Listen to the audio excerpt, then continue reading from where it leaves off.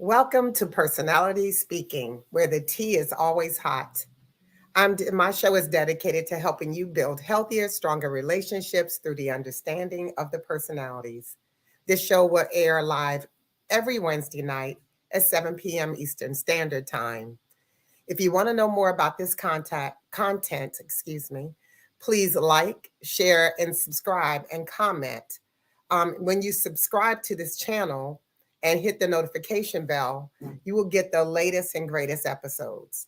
And I have been missing you. I hope you've been missing me. I've been a little under the weather. And recently, I had a tragedy, and I'm going to talk about that in a second. In case you don't know me, my name is Karen Ward. I'm an advanced certified personality trainer and speaker. I'm the author of the book, Couple for Life, Overcoming Personality Differences in Marriage. I'm a personality coach. And I'm here to help you develop stronger relationships. And that's what our show is about. Now, I wanted to kind of start my show out paying homage to a friend of mine. My friend Aisha suddenly passed away on Friday. Aisha was an amazing daughter, a sister, a cousin, a wife, a mother, a friend, a sister girlfriend to me. She was an author, an entrepreneur. She had a podcast. She was a nonprofit leader. She was a business guru. She was the person that helped me to really kind of get personality speaking up and running. I had a radio show years ago, and I wanted to resurrect this podcast or this YouTube channel so I can help people reconcile their relationships, so I can help people to understand each other's personalities and each other's personality differences so that we can build those stronger relationships. And I mentioned that to Aisha some months ago. And I remember her asking me, why are you doing this? Why aren't you doing this? When are you going to get started? What's stopping you? And I said, I needed some promotional materials. I needed to be able to get some of those things done. And she said, what do you need to have done? I can help you with that. And she started working with me and my daughter to create the promotional materials for my podcast. And I've had so many people talk about how they really blessed them and how they were really, great quality. And it's because of her that I was able to get personality speaking up and running. And so that's one of the reasons why I wanted to honor her tonight. The other reason is that she was a great friend. I didn't know her long. We've only been friends since April of this year, but we talked every single day, sometimes several times a day. And I'm going to greatly miss her. And my heart breaks for her family, her children, Nia and Miles, and her cousin Bethany, her mom, her husband, her family. So I'm sending prayers out to everyone who knew her and loved her, and she will be greatly missed. That's my friend Aisha. Thank you, guys. All right, tonight we're going to talk about reconciliation of relationships. And the reason why this is so important to me is because, especially with losing Aisha just on Friday, um, I want people to really kind of understand each other. I want you to understand each other because anything can happen in a flash of an eye. Anything can happen. Somebody, may not be here tomorrow. And so you've let precious time because of a silly argument or disagreement, even if it wasn't silly, if it was serious, but you let those things stand in the way of you reconciling your relationship with other people. And so I just think it's really critical for people to kind of get a hold of whatever it is that you're going through with individuals in your life. It could be your parents or your siblings or your coworkers or your spouse or your significant other. Whoever it is that you're having some difficulty with, 9 times out of 10, it's because of a misunderstanding. I think most conflicts result in misunderstanding. Either I don't understand you, you don't understand me, we don't understand each other. We're miscommunicating, we're missing each other when we're trying to communicate. There's a number of reasons why I believe that um, people fall out with each other or have disagreements or conflict with each other. But basically, it's because of misunderstanding. And as I said, because I just lost a dear friend on Friday, you never know when you're having a difficult time with somebody what could happen, and you don't reconcile those things. When I first started my radio show years ago, the same title, Personality Speaking, I remember hearing the voice of God say, your show is about reconciliation and unification of relationships, right? Um, and so if it's about reconciliation and unification of relationships, then what's at the core of the strife and the difficult times that we have with each other? What's at the core of that? And usually it's misunderstanding. Now, I want to start this out kind of talking about some rates and some statistics. I wanted to start talking about how, if we just look at divorce rates, right? Divorce rates, according to divorce.com, the United States has the 6th highest divorce rates in the world, with 40 to 50% of married couples filing for divorce. That's bananas. 40 to 50% of married couples file for divorce. And I know, because I coach couples, because I have a lot of married friends, because I do a lot of speaking engagements and I talk to people all the time, that most of the divorces could have been avoided if people just understood each other. If they understood that you're not the same as me and I'm not the same as you, and that's okay. We don't have to be the same. So that's the divorce, right? In the workplace, there's so many misunderstandings in the workplace. And it says misunderstandings are a common source of conflict in the workplace. According to a study by the CPP Global, which is a publisher of the Myers-Briggs assessment, which is another personality trait assessment, 27% of mishandled conflicts in the workplace lead in a personal attack or insults. Another study found that more than 80% of employees indicated miscommunication occurred in their organization very frequently or occasionally. However, there's no definitive percentage of the conflict that is due to misunderstanding, but you can pretty much guess that most of it's due to misunderstanding. Then you have sibling rivalry. According to a survey by Cornell Family Reconciliation Project, over a quarter of adults in the US reported being estranged from their family members. Estranged from your family. I have a difficult time with that because I have a large family. I'm number 9 of 10 children.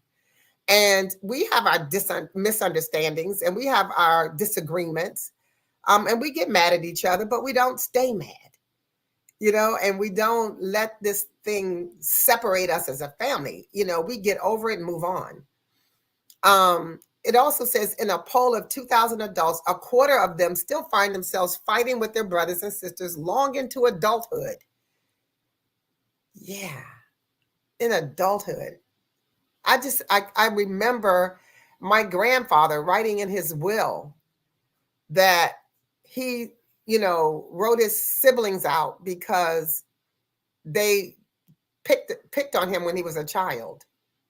Like, and he was a grown, he was in his 80s when he died. And as far as parental conflict is concerned, parental conflict can have a negative impact on a child's physical and mental health. A study shows that when parents argue, children can experience fear, anger, anxiety, and sadness. I know that to be a fact with my when I was married before and through my divorce. I know that's a fact. And they are at a higher risk of experiencing a variety of health problems, disturbed sleep, and difficulty focusing and succeeding in school. So, these misunderstandings can result in all kinds of things happening. Like, I mean, you guys have heard when people have gone postal, that's because somebody went crazy in the post office, right? And started shooting and hurting people. That kind of stuff happens because of misunderstanding. Now, I want to read a quote by Nelson Mandela about reconciliation. In the end, reconciliation is a spiritual process which requires more than just a legal framework.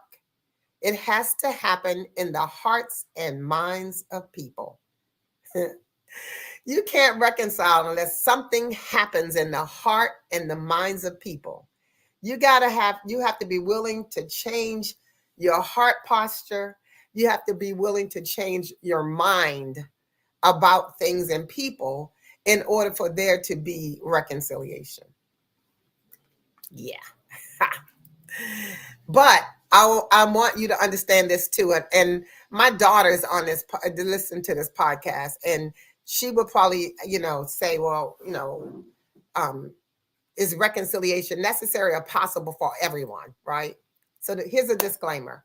While reconciliation is important, it is crucial to recognize that not all relationships can or should be reconciled, especially in the cases of abuse or irreparable harm. If something is horrible that's happened to you, you might not be able to reconcile that relationship. You can reconcile it within yourself. You can say, I forgive you, but I don't have to have you in my life. Sometimes that happens, especially based on the type of harm or the abuse that may have taken place. In such situation, prioritizing one's safety and well-being may take precedence over reconciliation efforts.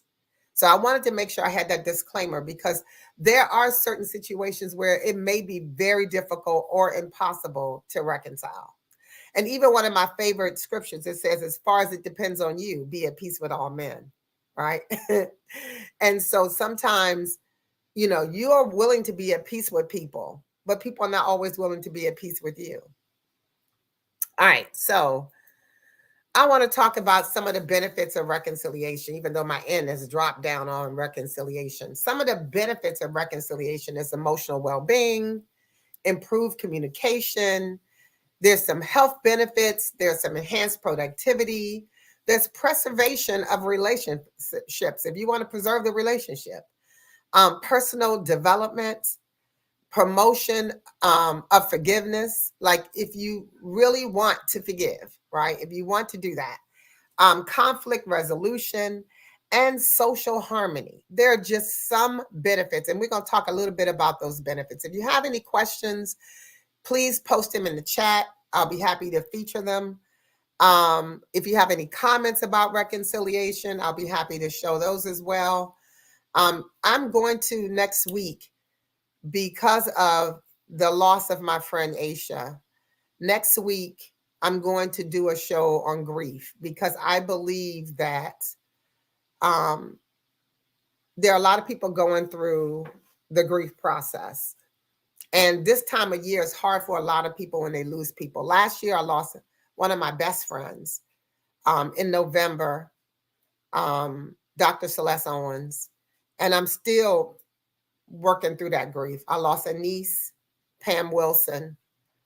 I had several of my friends go through a bout of breast cancer, and some had to have, chemotherapy or radiation therapy or surgery or something. And so there was a lot of emotional stuff happening. And so I believe that we could all benefit from talking about grief, especially this time of year where a lot of people don't deal with grief very well. So next week we're going to talk about that. But anyway, let's talk about the benefits of reconciliation. So let's talk about why it's important to reconcile.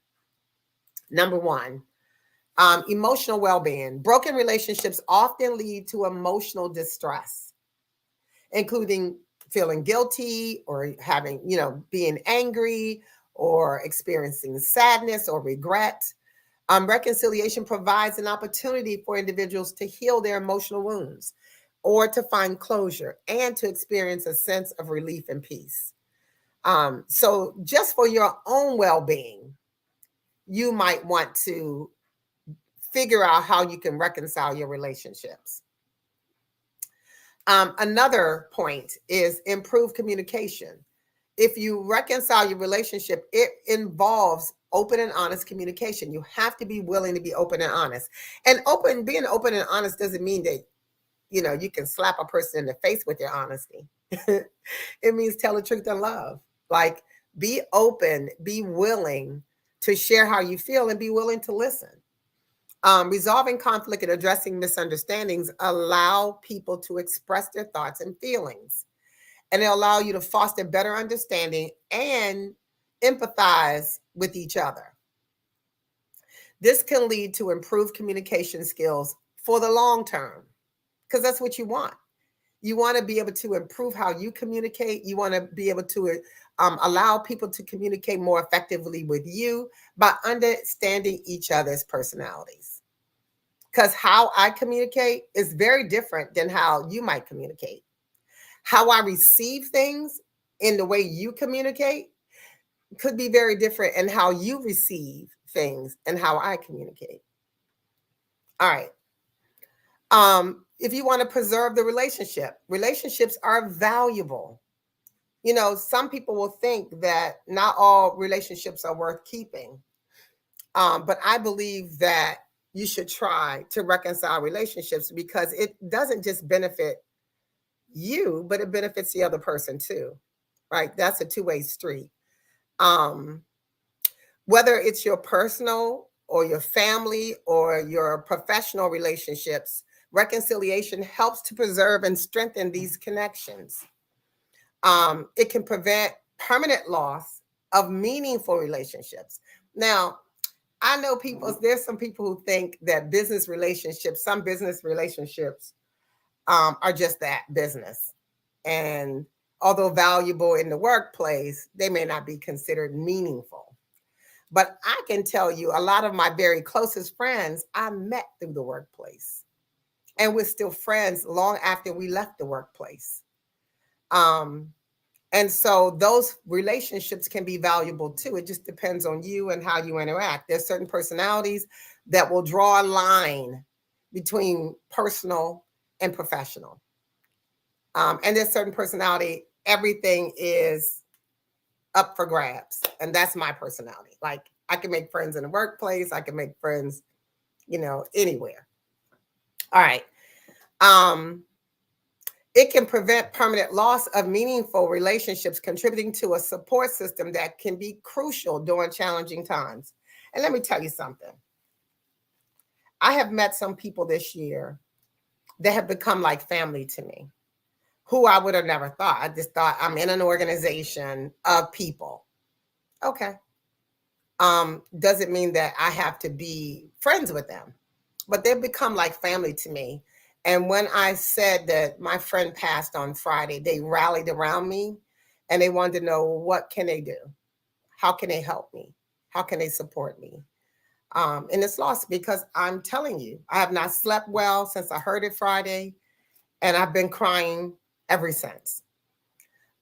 So it's important for you to um, preserve relationships. All right, let's talk about personal development. The process of reconciliation, the process of reconciliation often involves self-reflection and personal growth.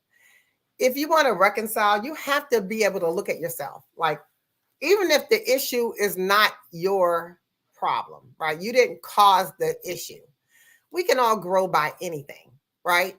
Um, Even the fact that we don't think that the issue was ours, but it was somebody else's. I think in all conflict, both parties or all parties play a part. May not play the primary part, but we all play a part in the misunderstanding. Whether you're misunderstood or you're misunderstanding, right? Individuals may learn from past mistakes, develop greater emotional intelligence, and acquire valuable skills in handling conflict for the future or in the future. We can all grow. We could all evolve. We could all be better. We can all be able to communicate more effectively. We can all grow our emotional intelligence. Then you have enhanced productivity, right? So, in a professional setting, if you reconcile your relationships with your colleagues or your team members, you can improve your collaboration and productivity. Yeah, because conflict slows down productivity. Conflict prevents collaboration. So it's important that if you want to enhance the productivity in your workplace, then you need to be able to reconcile your differences.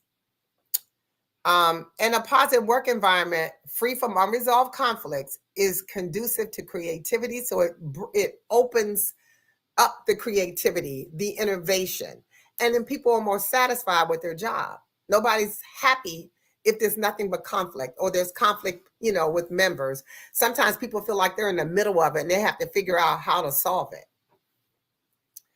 There are health benefits as it relates to reconciling your relationships, right? Research shows that maintaining a positive social connection is linked to better physical and mental health. I know that when I'm harboring hard feelings, I feel it in my pit of my stomach. Like when a person comes in the room, I feel nauseous or my stomach jumps in knots. So I know it has a physiological effect. But also, you've heard the statement that somebody's taking up room in your brain or in your head, right? Or paying rent in your head. That means that you're thinking about them, especially when you see them. All of a sudden, you start thinking about everything they did or what they said or how they treated you. They're renting space in your head. That's it. Renting space in your head. So reconciliation contributes to overall well-being of individuals by fostering supportive relationships and reducing stress associated with conflict. Let me tell you. All right, let's get to the next one. So let's talk about conflict resolution. Conflict resolution. Reconciliation is an essential component to resolve conflict, right? Instead of perpetuating animosity and hostility, it seeks to find a common ground and a solution to the disagreements that exist. This can lead to more sustainable resolutions and long-lasting peace. So if you can get to a place where you can understand each other and get to a common ground, more than likely this kind of thing will resolve conflicts over time. Now, promotion of forgiveness. Reconciliation often involves forgiveness. And some people feel like you don't deserve my forgiveness. But I've always said this: forgiveness is not for them, it's for you. Forgiveness is for you. It allows you to evict them from your headspace. No more renting space in your head, right? It allows you from not having any physiological effects. You're not feeling sick to your stomach when you see them, or knots in your stomach, or, tense in your neck and your neck bulging and all that when you see a person. But it often involves forgiveness. And that's powerful. Forgiveness is powerful. And as I'm saying here, it's liberating. It frees you. Because sometimes we're mad about stuff that other people don't even know we're mad about and don't even care that you're mad about it. You're walking about, you're so hot, and they don't even care or even know that you're even angry. So the only person you're hurting is you. So forgiving them liberates you. Forgiving others and oneself can lead to personal growth and reduce emotional burden associated with holding on to the grudge. It allows individuals to move forward without being weighed down by past grievances. I want to be free. I don't want to be mad at anybody for anything. I want to be free. I want to be happy and free. Also, social harmony. In broader social contexts, reconciliation contributes to social harmony and cohesion. In communities and societies where conflict exists, efforts to reconcile differences can lead to greater understanding and cooperation.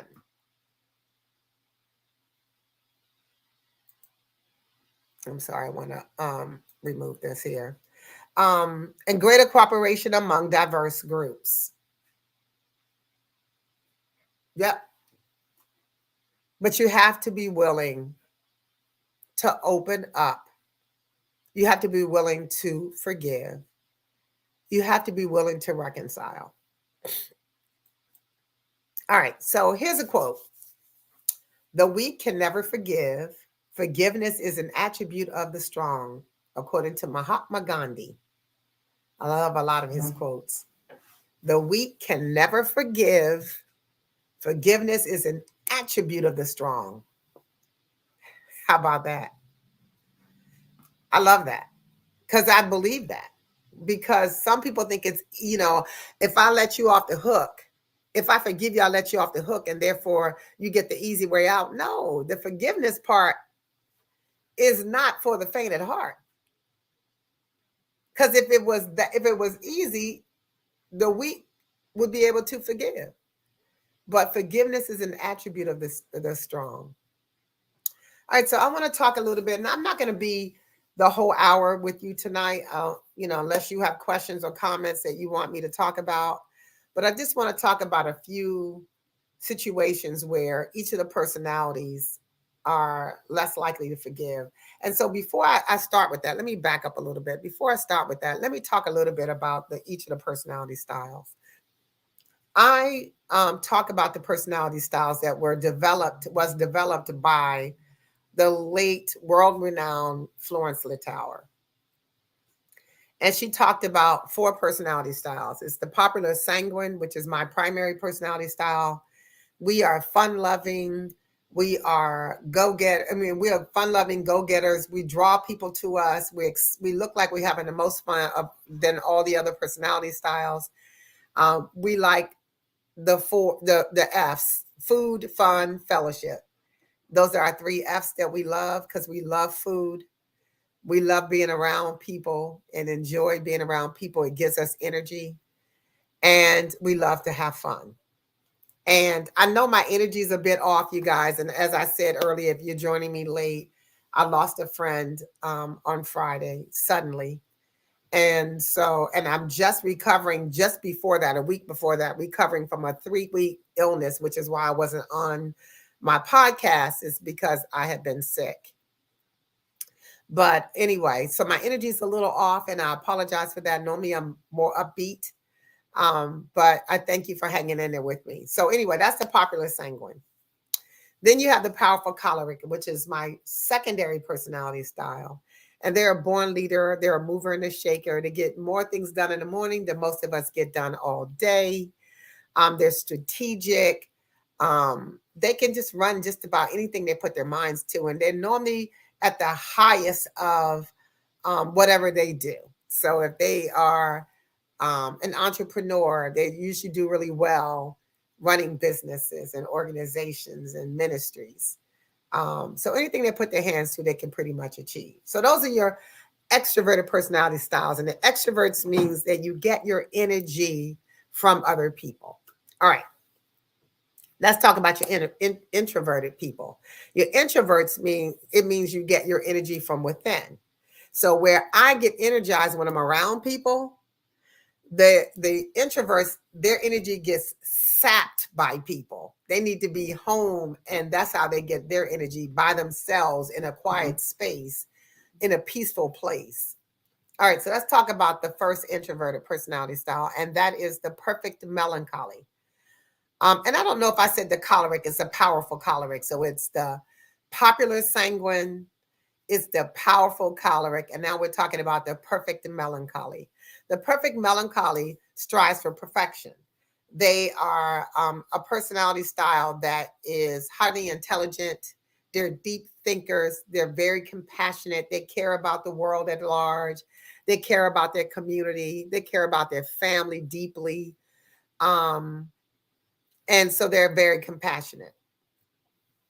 The fourth and final personality style is the peaceful phlegmatic. The peaceful phlegmatic is cool, calm, collected, chill personality. They're very kind. They're dependable. I think every family, business, organization needs a phlegmatic because they keep a very even keel personality. um, they like things to be calm and peaceful. So, anyway, those are your four personality styles. I pretty much told you about their strengths. All of the personalities have areas of opportunity. But let's talk a little bit about personalities as it relates to reconciliation. So, let's talk about the sanguine. The sanguine personality as it relates to relationships, I mean, reconciliation, sorry. One of the challenges is the sanguine individual may struggle with consistency and may find it challenging to address conflicts directly. The reason why we have a difficult time addressing conflict directly is because we don't want to hurt anybody's feelings.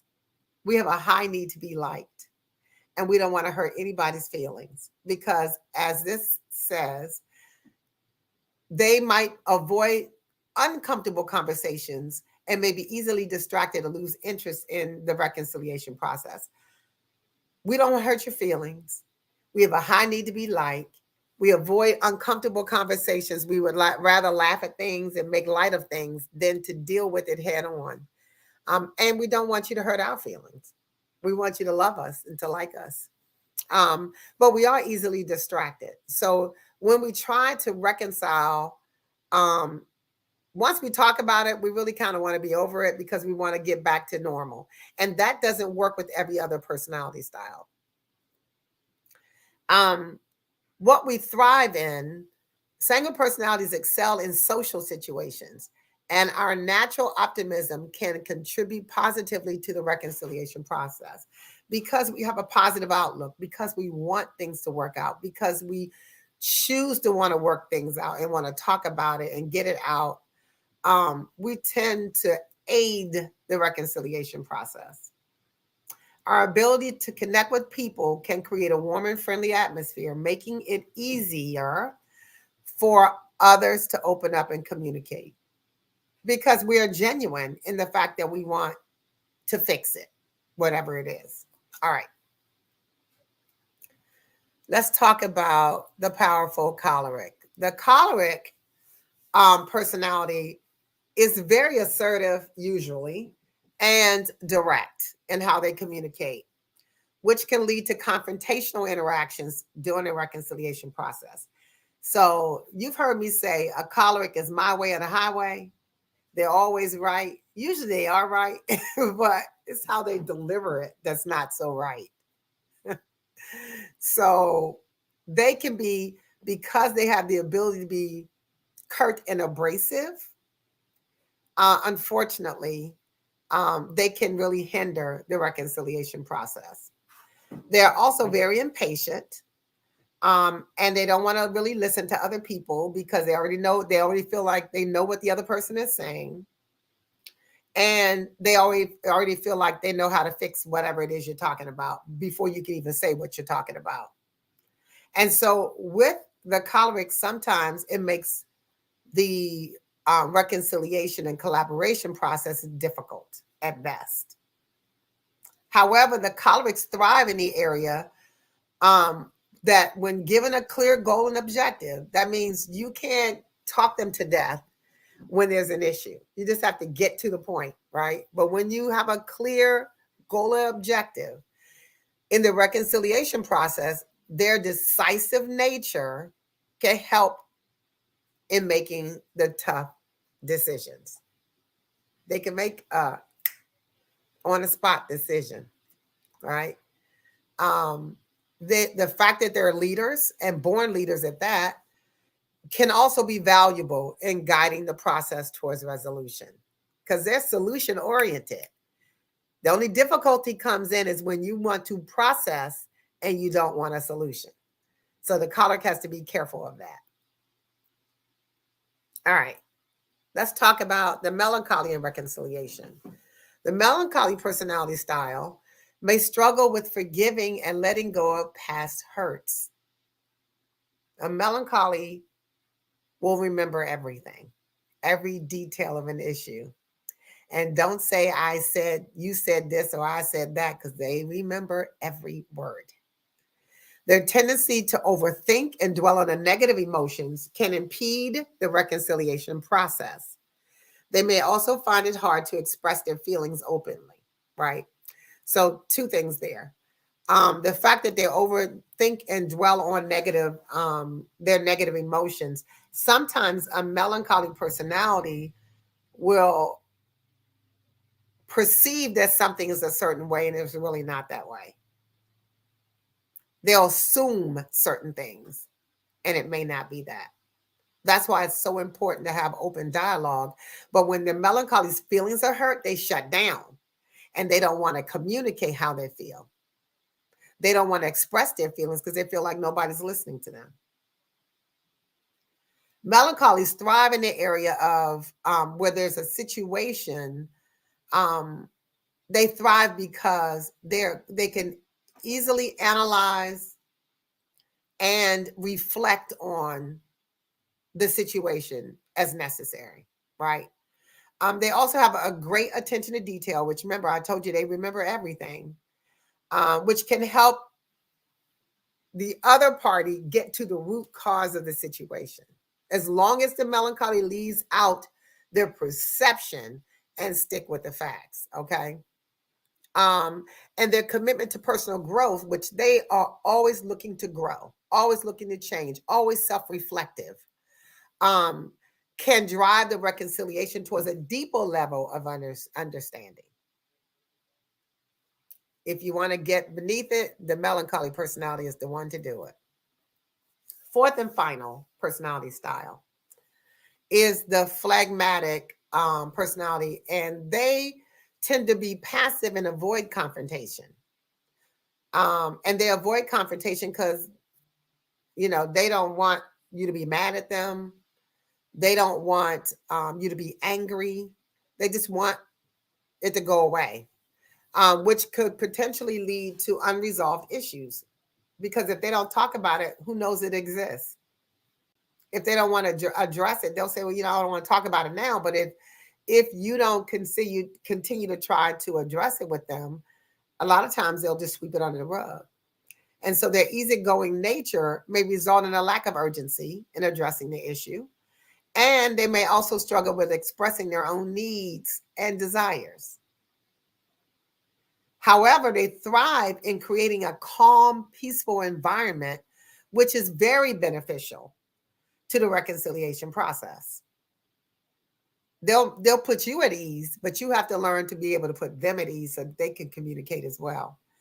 Their patience and willingness to listen can and does contribute to a relaxed atmosphere, allowing others to express themselves without fear of judgment. But you have to make sure that you're creating the same space for the phlegmatic because they have the fear of reprisal. All right. So you guys, that's all I had to talk about tonight as it relates to reconciliation. This was actually going to be a two-parter. And I still will probably have some folks on that's going to talk more about reconciliation in relationships, especially as it relates to marriage or couples who are interested in getting married. I am doing in February, on February the 3rd, my Building Forever marriage workshop that was postponed. And it's going to be on February the 3rd, just in time for Valentine's Day, so you can do a tune up in your marriage. It's called Building Forever, Exploring Personalities for a Stronger Marriage Connection. If you think you might be interested, please use the QR code or go to the Eventbrite that you see on the screen, take a picture, register today while there's still early bird registration. The price on the website is per couple. Per couple. You can't have a good dinner for the price of this workshop. And it's more valuable than a dinner because the dinner is in and then is out. And where this information is going to help you to deepen your connection, your relationship, your bond with your mate. So please, if you're interested, please sign up for this workshop. It'll be in Washington, D.C. There'll be, because I am a sanguine, there'll be food, fun, and fellowship at this event. And so you don't want to miss it. The other thing is, I want to say that I ask that you lift my friend Aisha family in prayer as they prepare her homegoing service, which is going to be, I think, New Year's Eve, that you lift her family in prayer. Next week, when I come on, I'm hoping to have a link where if you want to contribute to her 13-year-old twins for the upkeep or well-being of her 13-year-old twins, hopefully I'll have that link available. So if you want to contribute to that, I would appreciate it. I'm sure she would appreciate it, her family would appreciate it. But I thank you so much for listening. This is Personality Speaking, where the tea is always hot. This is Personality Speaking, where we're helping you to build healthier, stronger relationships. We want you to have the kind of relationships that you can thrive in, and that you and your spouse, or you and your children, or you and your siblings, or you and your coworkers, or people you're in ministry with, or people that you just meet on the street from day to day, that this show will help you breed some understanding and be able to communicate more effectively and build stronger, healthier relationships.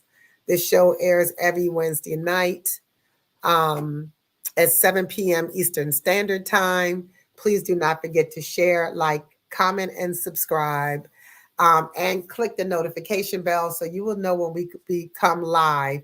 If you have a story that is about relationships, and you want me to feature you on the show, or to read your story, or you have questions or comments, you can email me through my website, which is beyond2, BEYONDTWOLLC.com.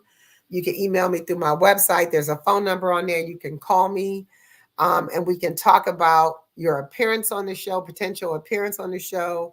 We could talk about me reading a story or a comment or something about your relationships, and I will be happy to comment on that live on the show. I thank you all for joining me this week on Personality Speaking, and I look forward to seeing you next week. Thank you and goodbye, you guys.